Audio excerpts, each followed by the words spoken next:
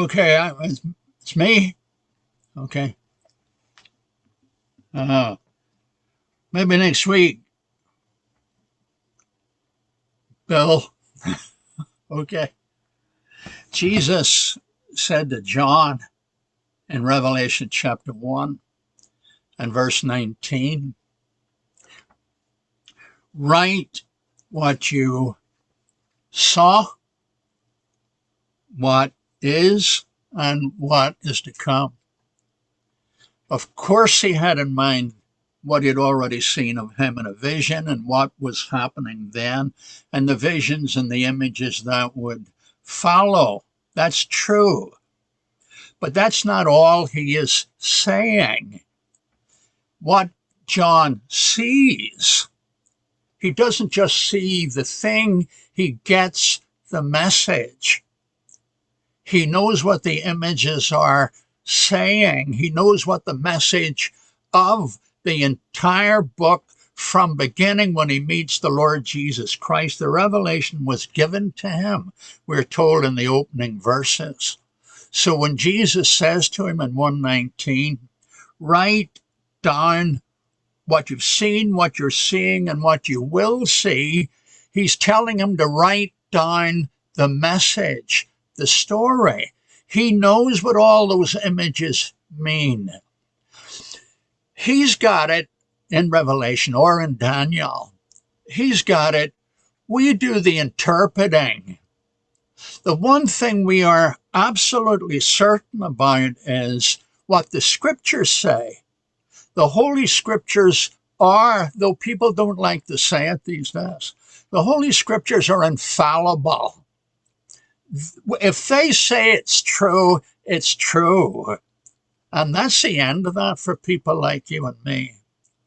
But though the Scriptures speak, we end up interpreting. Now, we may have an infallible Bible, but we don't have infallible students. So, what we read in the text, you know it's true. Every now and again when I offer an interpretation, that may or may not be true. You believe the biblical witness, but you will think about and verify any claims that I would make if you had the time, if you had the energy and all of that. In the meantime, I'm sort of guiding this because you would have it so, and so you trust me to some degree to be offering something at least is within the bounds of it, yeah? What is true in Revelation is true in the book of Daniel. We've said this, and let me say it again. It's one thing to get all the historical bits and pieces together. It's another thing to remember all the names, if you had the interest in doing it, you understand. It's one thing getting to know all, how many Antiochuses, how many Dariuses were they? What was the date in which they, this and this and this and this. All of that is important. If you seriously want to get into every text and you have the time and the energy, and again, the interest. And I don't think that people who work, say, forget the COVID for a minute, but usually 40 to 42 hours a week. Then they go back home. Then they have to work at home, and then they have to deal with things at home, and then they worry about health issues. Then they talk about their children, and they talk with their children. They deal with troubles that are going on. I don't think people like that should be expected to have as much interest in reading closely and getting out the lexicons and the grammars and all of that. I don't think that they should be required or even expected to do that. They do plenty of it, and they work for God. And so we're not all equipped for that, yeah? God gave some, gave gifts. He ascended up, Ephesians 4. He ascended up on high, and he led captivity captive, and he gave gifts unto man, unto humans. He gave gifts unto man, and he gave some to be apostles, prophets, pastors. That's not right. He gave unto them, I've forgotten how the text goes, apostles and prophets, evangelists. That's the word. than pastors, shepherds, and teachers. He gives some to be that. So not everyone is expected to be a teacher or anything else like that. We all are in Christ, that we know. And we've heard enough of the big foundational truths to know what is not negotiable. What is not like that? Let me start the sentence again. If these big, massive truths are non-negotiable, those are the ones that we will spend our time on. If we forget dates and this, that, and the other, if we don't know Paul's missionary journeys place by place, what? As long as we know that God manifested himself, the Creator, manifested himself in and as and through the one we know as Jesus of Nazareth, who lived this sinless life in love of his Father, modeling life for us, suffering with us and for us and from us, dying then to destroy death, and him that had the power of death, died that he might rise again and justify us. 4:25 of Romans. Not only is he given for our trespasses, he was raised for our justification. Romans 4:25. All of that we get. All of that we hold on to. When we get to the book of Daniel, as we've been struggling our way through, we get the central issues there. It doesn't matter if we remember nothing else.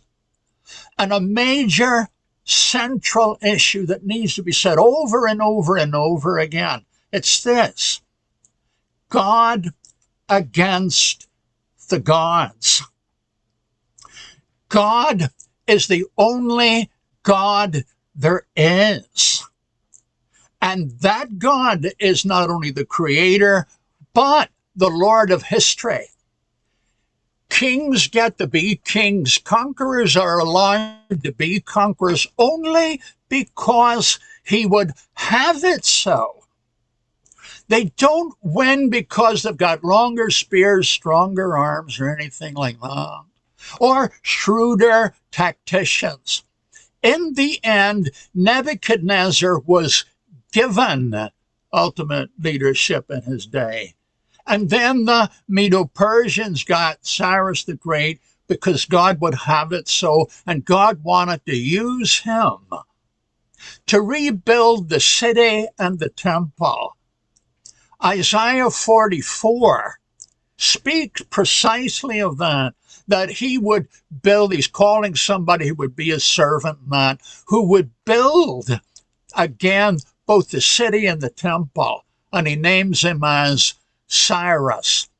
So when the people in Ezra's day and all of that saw the little rinky-dink temple, and the older people were crying about it, they saw it as just it's a uniform structure of stones, but where's the glory? The glory is not in the building itself. The glory is in the one, the Lord God, the only God, who shaped the world, that is, keeps it under control and brings about the most powerful man on the earth at that time, Cyrus the Great, to put that little stack of stones up. The little stack of stones was a witness to the Lord God, who is the Lord of history. He understands, and you and I would understand why they didn't see the glory, the older ones. They saw the glory in Solomon's day. But now this, it made a lot of them weep. But God reminds them, not by might, political, military, not by might, nor by power, military, economic, political, and all of that, but by my Spirit. These days of small things speak of massive, cosmic things. So whatever else we don't remember about Daniel, we'll remember that. And then number 3, he's not just the only God and the creator God against all the gods that we worship even to this day. He's not only the Lord of history, though you can't see him at work and it's hard to get a model. Well, what do you mean he's in control?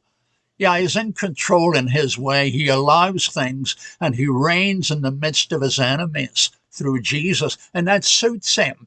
We know he is the Lord of history. All of that. We know, number 3, he's the Redeemer. Throughout the book of Daniel, we get instances of redemption. And these are not just his party pieces. These bear witness that he is the Redeemer. And when the Son of Man, who we read about in chapter 7 in Daniel, when he comes along and he works miracles all over the place, he was doing more than just lovely deeds, compassionate deeds, and he meant to them to be lovely and compassionate and in the flesh redeeming. Yeah, all of that is true. But the miracles he wrought were always witnesses that he who is empowered by the Father, the Creator, that he is manifesting the power of the Creator, the one who in Genesis has power over the seas, the one in Genesis who creates the stars and the sky and all of that you're so well acquainted with. Jesus will walk on water. Jesus will speak to wind and it'll do as it's told. All of these are not just raw, miraculous acts and wonders. They are witnesses to the one true God, who is the God of all gods, who controls everything. And he will look up and say how happy he was. You, Father, who are the Lord of heaven and earth. And he turns the heaven and earth into something other than a mindless, heartless, thoughtless thing that the atheists and all the critics and all of that tell us that they are. The sun doesn't care about you. The moon doesn't care about you. All of that you know and we've said. But the Father, who is the Lord of heaven and earth, Jesus says, he cares about you. So all of the dark spaces, all the limitless corridors and all of that, the big collisions of these constellations and all of that, that have in themselves no meaning. He's the Lord of them all. They serve his purposes. That's Daniel. And if we don't get the rest, we get that. 3 major issues here. He's the Lord of disease and death. The book of Daniel then, okay? Here we go. Into the text. I'm looking in chapter 8, summarizing. Daniel has the vision, chapter 8, and he sees a ram. He sees a ram in 8:7, and he's verse 6. Make it 5. I was considering a male goat came from the west, according to the surface of the whole earth, without touching the ground, the speed and all of that. The goat had a notable horn. He came to the ram with the 2 horns. I'd seen him standing by the river, smashed him up, on and on he goes. And then the interpretation is given later on here. Verse 9, out of one of them came a little horn that grew exceedingly great toward the south. No, I've got to read 8. I'm sorry about this. We've got to read 8. 8:8. The male goat grew very great. When he became strong, the large horn was broken. Alexander, as you already know. And in place of it, 4 notables came up toward the four winds of heaven. Alexander was dying. He was either dying of drunkenness, as some scholars hold, or he was dying of a fever that he had contracted, one of the two. One way or another, he lay for 10 days almost dumb. And all his generals and that came walking by, and they wanted to know who would take over from him. And he said, the strongest. And that was that. So there was civil war between these big hitter generals, civil war, the Diadochi, the successors, who won it to hold his power. Well, it ended up when the smoke cleared for you and me, not historically now, but for you and me as we're looking at Daniel. 4 of them, 2 of them go out because they don't count much, Lysimachus and Cassander. They're out. 2 big ones are left who established the salute. Trust me, what I'm telling you now is the history of it.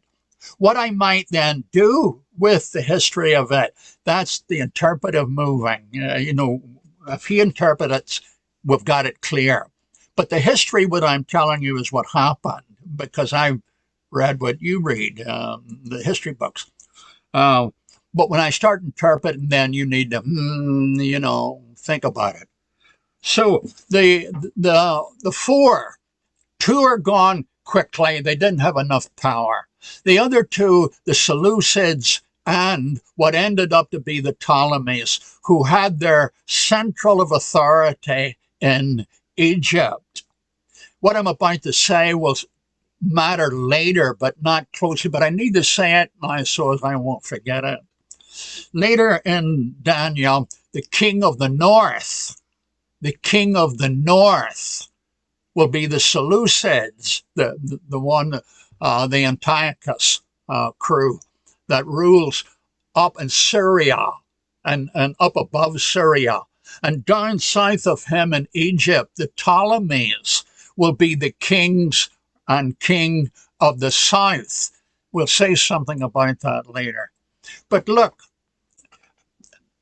if I were to really be of any use to you historically, you'd have to spend a whole lot of time, and in the meantime, you'd have to trust me.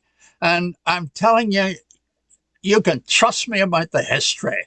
We can toss a coin about the interpretation, all right? So I'm flipping through this and going through it quickly because I should have done this earlier and we got more of the substantial stuff stated, but it's hard to avoid what the text says, and say, well, that doesn't really matter for our purposes. It means you miss about 2/3 of the book. We're back in chapter 8. All right. 9. Out of one of the horns that came from Alexander, one of the kings who is the Seleucid boss, the line of the Antiochus crew. The one we'll finally be interested in will be Antiochus IV, who took the name of Epiphanes, which is the deity manifested. Okay? This is him. 9. And out of one of them, 8, 9, out of one of them a little horn which grew exceedingly great toward the south, toward the east, toward the glorious land being Palestine. Okay? Obvious enough, yes? And it grew up to the host of heaven. It cast down some of the host of heaven. You remember Abraham, this, that, and the other, the big hitters in Israel. He pulled a lot of those down, all of that kind of thing. This is not difficult, but I could make it difficult right quick if I'm not careful. So I'm trying to get through it, all right? He even exalted himself as high as the prince of the host, God himself, you see, or any representative of God, for Michael and those are representative of God as well. So it's God finally. Chapter 8, verse 10, the host of heaven cast them down, trampled the stars, and that. And then 11, he even exalted himself as high as the prince of the host. And by him the daily sacrifices were taken away, and the place of a sanctuary was cast down. It's God we're talking about. The sanctuary is cast down. We've now arrived. This is a bit of interpretation, but it's history. And so it's almost clear what we're talking about here. Antiochus IV Epiphanes got involved with the Maccabean crew. He was of the Grecian Empire. He wanted to Grecianize Palestine, and he wanted to turn the Jews away from the worship. All of what I'm now telling you, you can read for yourself in the Maccabees books, okay? It's when I get to some points, I'll let you know when I'm interpreting rather than just repeating, parroting. When he attacks Palestine finally, he has priests set up. He says to the Maccabean boys, the father of the Maccabean boys, the priest of Modin, says to him, want you to offer a pig in the sanctuary. Well, of course he wouldn't do it. And the Maccabean boys, with the urging of their father, Mattathias, start having a go with these Seleucid guys as well as their own people who were quite willing to go along with it. Finally, he gets to the temple and he sacrifices pig stew and all of that. He just tore the whole thing up and desacralized it, all that kind of stuff. That was in the Maccabean boys' day, when he set himself against God. This is what we're hearing. This is Antiochus IV Epiphanes. I've read other people who take another king and that. It doesn't work. That's an interpretation. The other I told you up to that point is history. All right? 12, 8, 13, make it. Oh, well, no, make it 12. 8, 12. He caused the evening and morning sacrifice. He stopped all the stuff in the tabernacle. And then verse 12. Because of all of that occurred because of transgression. The sanctuary was cast down because of transgression. An army was given over to the horn to oppose the daily sacrifices, and he cast truth down to the ground. He did all this and prospered. We're still talking about him. Then I heard a holy one speaking to another holy one, and they said one to the one who was speaking, how long will the vision be concerning the daily sacrifices and the transgression of desolation? How long is that going to last? How long is what Antiochus Epiphanes going to get his way here? And he says, the giving of the sanctuary to this fellow, how long is this going to be? And verse 14, he said to me, for 2,300 days, then the sanctuary will be cleansed. I haven't the foggiest why he says 2,300. I don't know why he did that. It says several times, 1,260 days, 42 months, and we'll look at those passages later. I don't know why he said, and I don't know anybody who does. I don't even know if Daniel knew, but this much we're sure of. It has some point. It may even have been a scribal error, don't you understand? That can happen, and then does happen biblically. But whatever it is, this we know. How long is it going to last? It's going to last through a period of time when things are going for him. And then the sanctuary will be cleansed. That's the last of verse 14. Okay? So we're sure of that.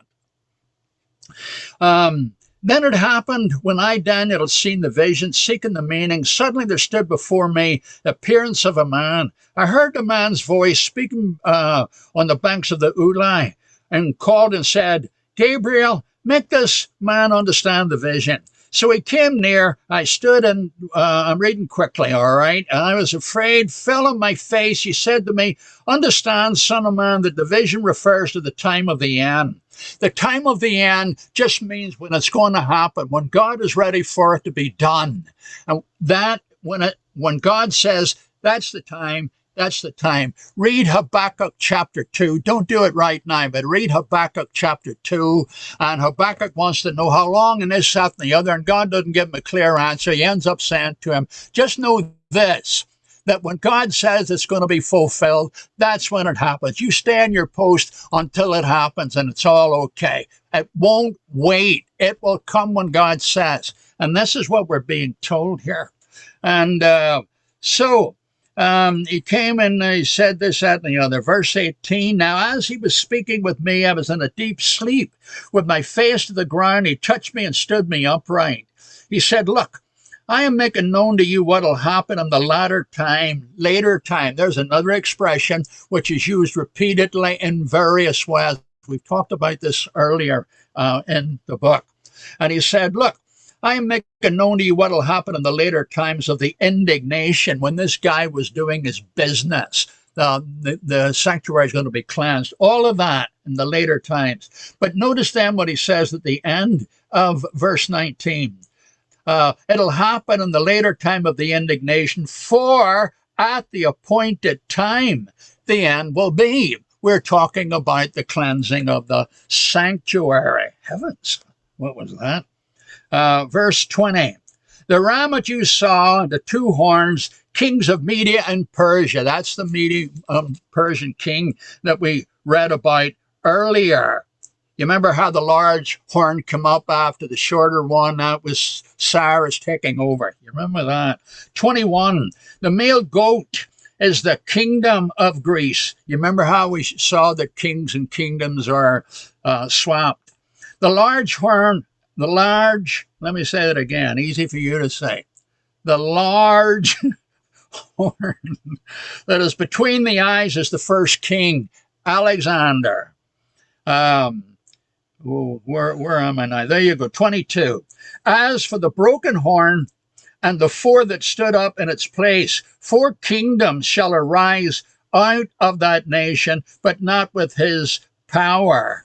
And in the latter time, the later time of their kingdom, when the transgressors have reached their fullness, here we are back again with our man Antiochus 4. This is interpretation. When the transgressors have reached their fullness, a king will arise having fierce features, who understands sinister schemes, shrewd guy. His power will be mighty, but not by his own. He shall destroy fearfully, will prosper and thrive. He'll destroy the mighty and also the holy people through his cunning. He will cause deceit to prosper under his rule. He'll exalt himself in his heart. He will destroy many in their prosperity. He will even rise against the Prince of Princes, but he shall be broken without human means. God does him in. That's the interpretation of what we just read. I could have skipped what we just read and gone to the interpretation. You'd have got the same thing right, but you can't do that, can you? Here you go. Verse 26. And the vision of the evenings and mornings, that's when the guy shut it down. He took the tabernacle. He did all that bad stuff in there, and that stopped all the worship in the evening and the morning services. That was the bread and butter of what happened around the tabernacle. All of that he did. All of that he did. The vision of the evenings and mornings, which was told, is true. That this is going to what he's going to do. All of that kind of stuff. Therefore, seal up the vision, for it refers to many days in the future. It wasn't that long. I mean, it was the whole Seleucid deal and that comes around 200 years. When this fella comes on the scene, it's not that long, but it's hundreds of years to fulfill the whole thing. But, he says, seal up. It's for a while. It's a good while. He tells him, seal up the vision, for it refers to many days in the future. Look, it's not tomorrow. It's not next week. All of that's going to happen. In 198, the Maccabean boys cleansed the temple, and we ended up with a thing called something like Christmas, the Happy Hanukkah. That all came from the Maccabean boys. Okay, here he said many days in the book of Revelation. You have 1:1:13, 22:6, and 22:10. 4 times you're told this is not for a distant time; it's for close at hand. And we have people still saying the book was written 2,000 years ago, and they say it's still not fulfilled, it's still the future and all of that. You can't do that. You can only do that if you want to really hold on to something that just won't work. Here, this is a true story. A fellow said to his wife, "I'm dead." She said to him, "Don't be ridiculous." He said, I really am dead. And she thought he was joking, but he kept on saying it. And she had a psychologist friend, and she finally believed that he believed it. And it came to the psychologist friend and says, "That fellow believes he's dead. He really does." He said he's only joking. He said he's not only joking, he's dead serious.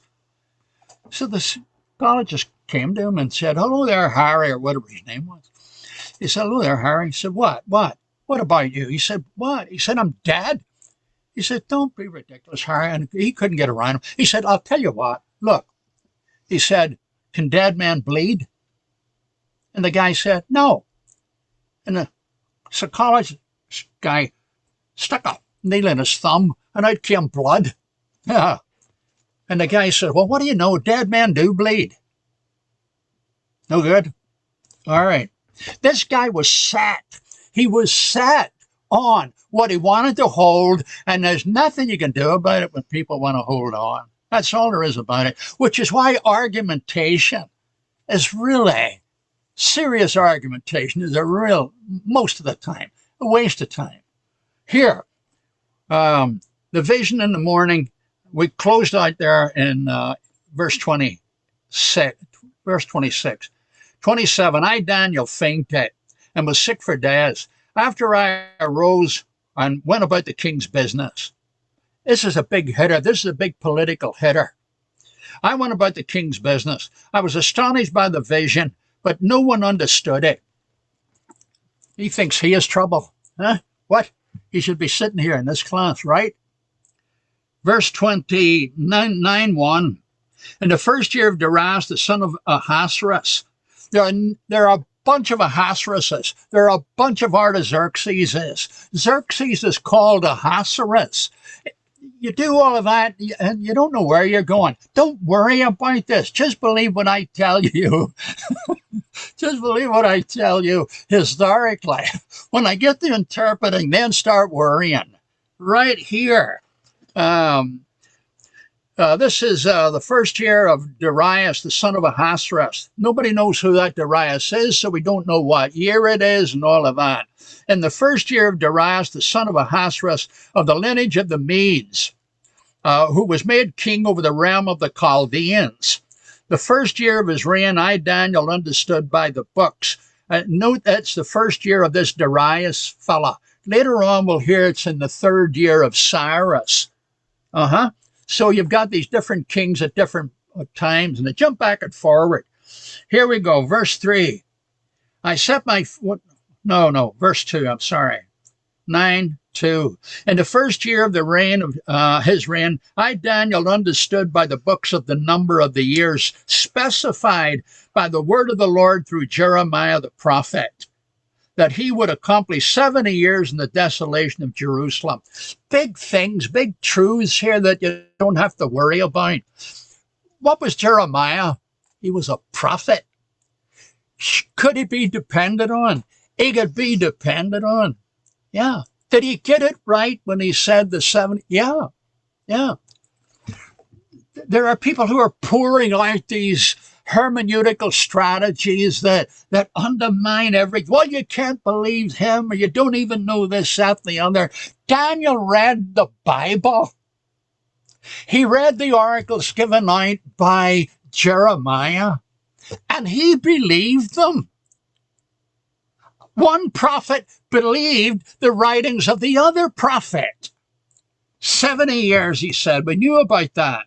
And so he understood by the books 8, 9, 2, specified by the word of the Lord through Jeremiah the prophet, he would accomplish 70 years in desolation. Then I set my face toward the Lord God to make request by prayer and supplications with fasting, sackcloth, and ashes. And I prayed the Lord my God and made confession and said, O Lord, great and awesome God, who keeps his covenant and mercy with those who love him and with those who keep his commandments. We have sinned and committed iniquity.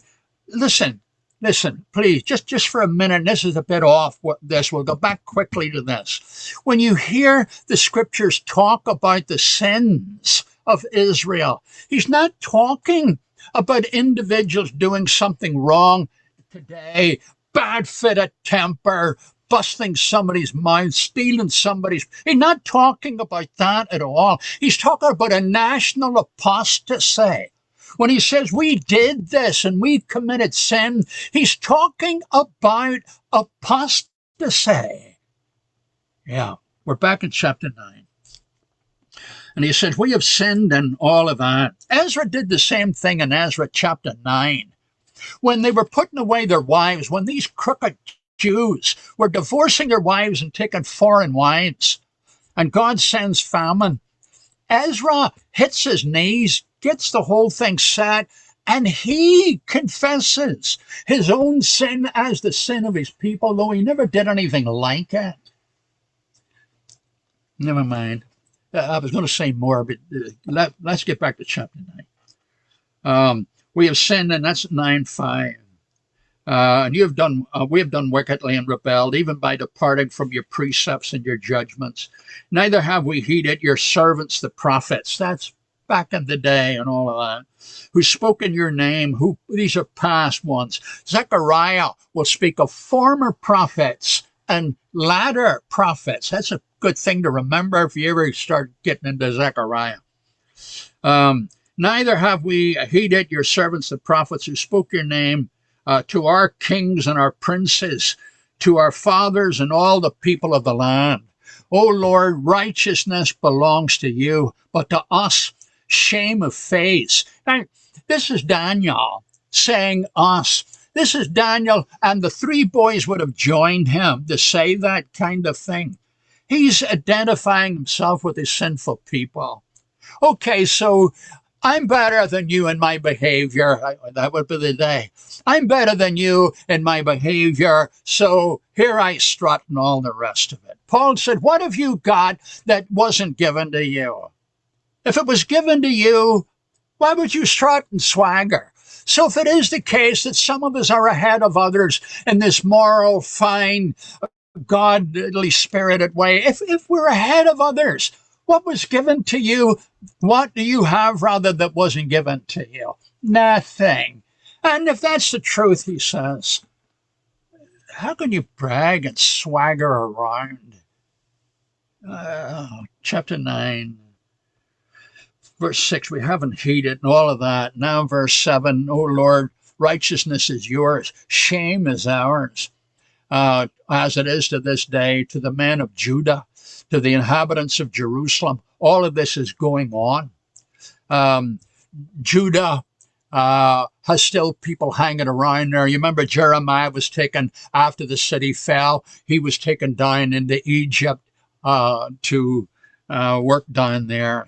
Okay, we're in chapter, what did I say, 9 and verse, where am I, Linda? Okay, make it 11, all right? Oh, no, make it 9. Am I 9? Is that right? It's the Lord our God belong mercy to you. It belongs mercy and forgiveness, though we have rebelled against him.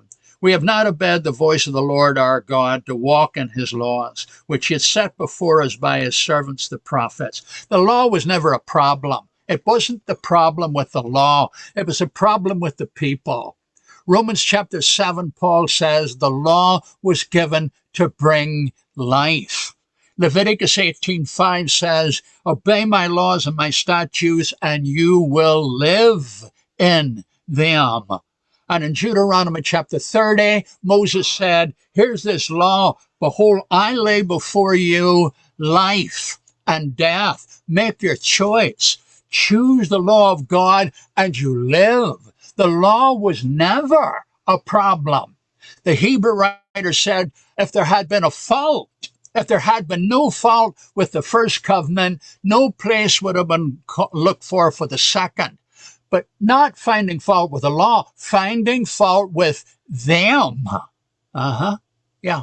And in Romans chapter 8, he says that the law was weak through the flesh. The problem didn't lie with the law.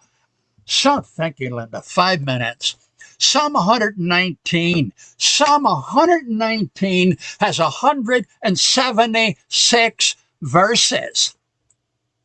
And all over the place you hear him say, it guides my path. It's a light.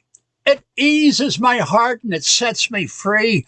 Oh, how I love your law, O God. It is my meditation day and night.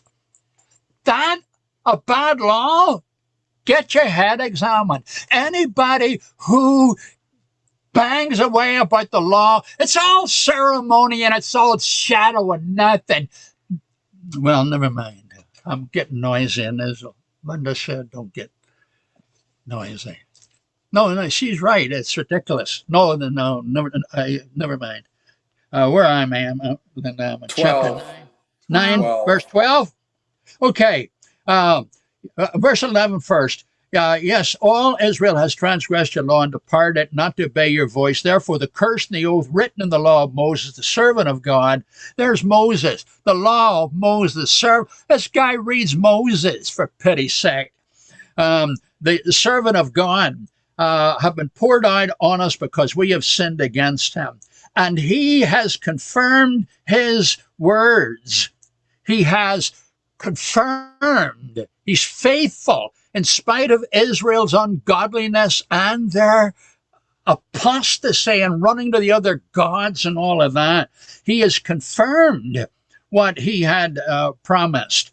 He has confirmed his words, which he has spoken against us and our judges. I spoke with the wrong passage there. Okay. He spoke against us and our judges, who judged us by bringing us a great distress, for unto the whole heaven such has never been done as what has been done to Jerusalem. See that phrase right there? That's a proverbial expression. Jesus will say the same thing about Jerusalem. Something will happen to Jerusalem that hasn't ever happened before. He does the same thing in his day when he sees 586. It's a proverbial thing. That will come in very handy later when you're looking at Matthew 24, Luke 13, and Luke 21. All right? Where are we here? It is 13. How many? 13. Thank you. As it is written in the law of Moses. I'll see better when I get these eyes taken care of. All right. As it is written in the law of Moses, all this disaster has come upon us. Yet we have not made it our prayer before the Lord our God that we might turn from our iniquities and understand your truth. Therefore, the Lord has kept disaster in mind and brought it on us. That. 15. Now, Lord our God, who brought your people up out of the land of Egypt with a mighty hand, made yourself a name as it is this day. Made yourself a name as it is this day. In the Exodus, numerous passages make the point. It's not because they're enslaved and I hate slavery, which is true. But he says repeatedly, I am exposing the gods for what they are. They're nothing. And I render judgment on the gods, all the gods of the Egyptians, the god of the river, the god of the land, the god of the sky, the god of the sun, the god of the animals, all of those gods, he did it to show himself to be the one and only God, Lord of all the invented gods. Okay, I'm done, all right?